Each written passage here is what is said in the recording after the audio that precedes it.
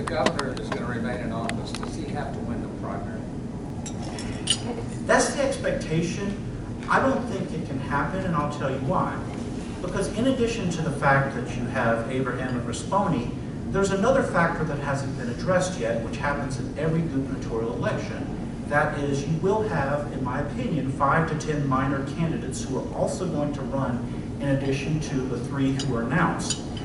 And you cannot discount the possibility that you would have a more progressive Democrat also running.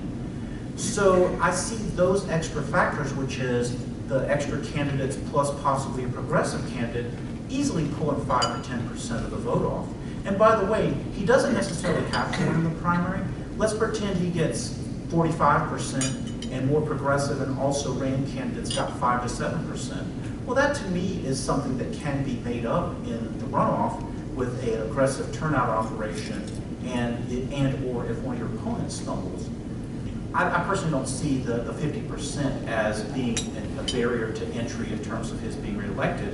What matters more to me is what the Democratic vote will be in October. In other words, what Edwards plus the other Democratic candidate or candidates get, or even the third-party candidate or candidates, if the third-party vote is more moderate and is turned off by the rhetoric of the Republicans. If I just might push a little further on that, suppose there isn't another Democratic candidate in the race, or suppose that Democratic candidate, if they do get, is really only taken away from JB anyway.